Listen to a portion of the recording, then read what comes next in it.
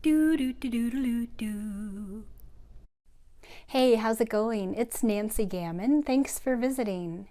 Today we're talking about creativity, what helps you be creative, what gets in the way of creativity, and how we can help encourage other people to be more creative.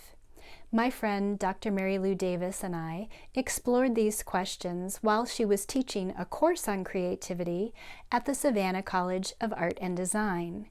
You're invited to listen in on this conversation already in progress. What helps you be creative at this point? Yeah, I think the biggest help to me is making room for it. And by making room for it, I mean kind of turning down the volume on things that are coming in from the outside. So, starting the day by journaling is a crucial thing for me. To wake up in the morning and have that lazy brain that just gets down onto the paper, write out the garbage.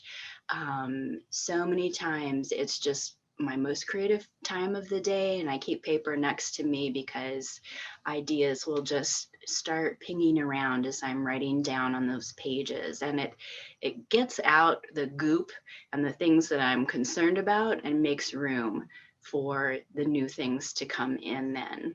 And I just have a whole variety of maybe daily practices or just kind of the way that I move through the world that allows a lot of open space. So when I'm driving in the car, I am not listening to the radio or a book on CD. It is just quiet. And so that is time for that data that's in there to connect and however it's going to connect.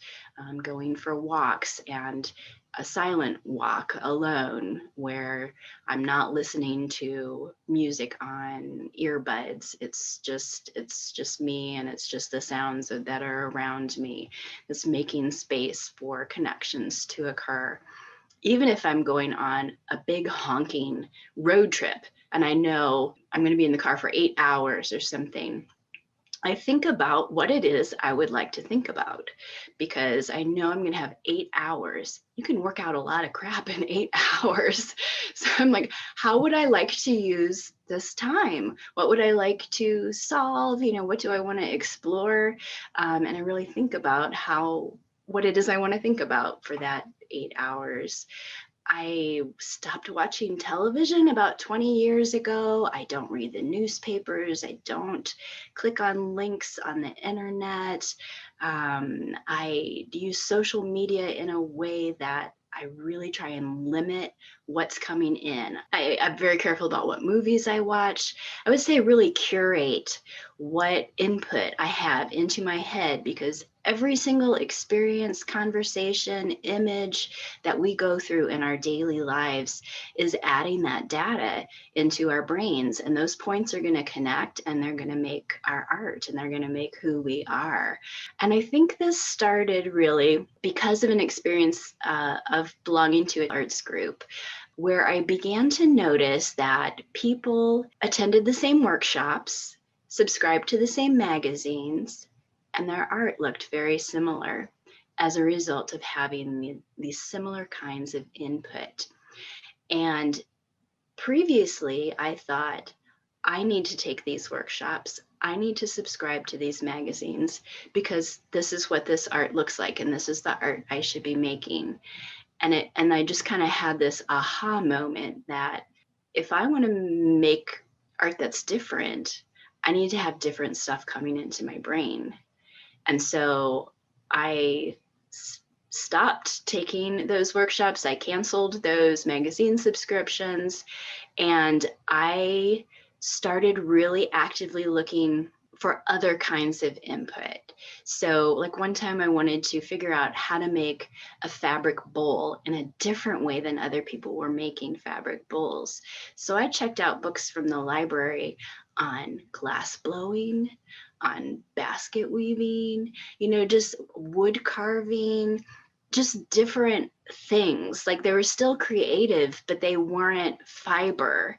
And so just by looking at a different set of images than other people were looking at, it created just so many fresh ideas for me that I wouldn't have gotten otherwise. Like, well, how, this thing is made of glass. How could I do that in fabric? And so it's just kind of this creative exercise. I think just quieting is a key for me. And there are times where I get a little bit overloaded on images and things, and I just have to step back and, what is it that's in my brain? What do I have to say? What do I have to offer? What does my art look like? Never mind what it is all these other people are doing.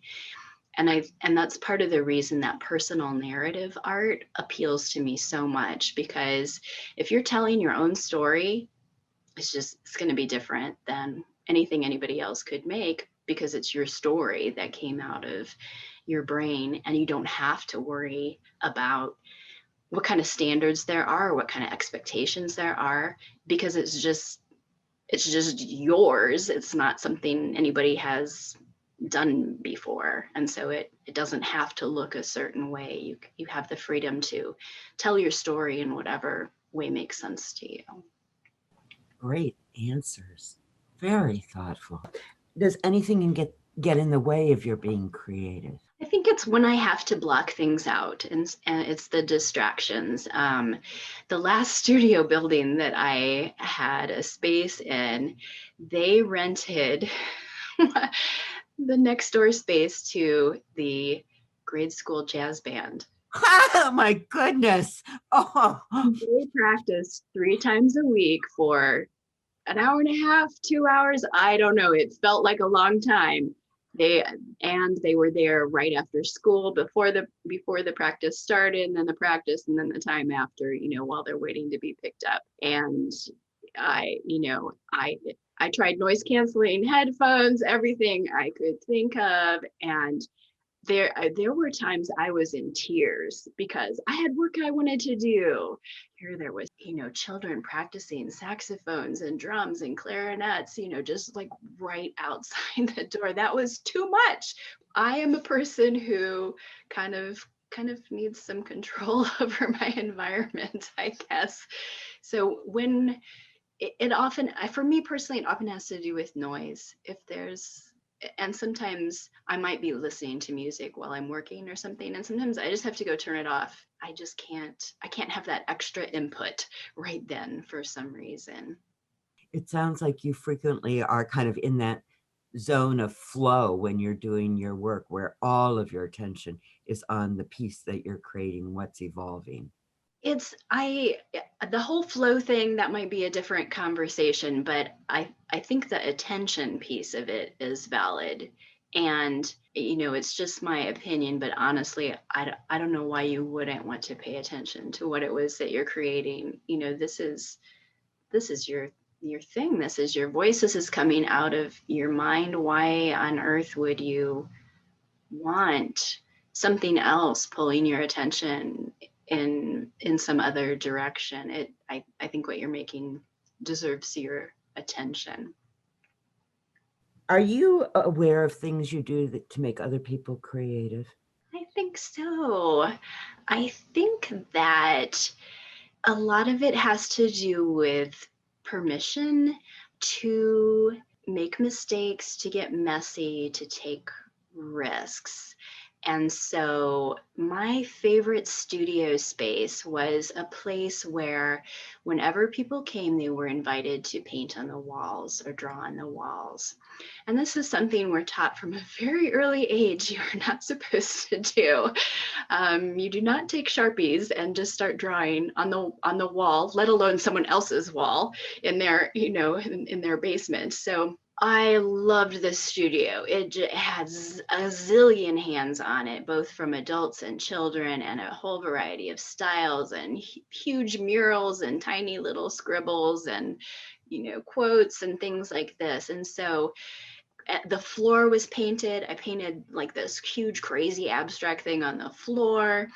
So it was very clear that you had permission there to take whatever risk you wanted to take, to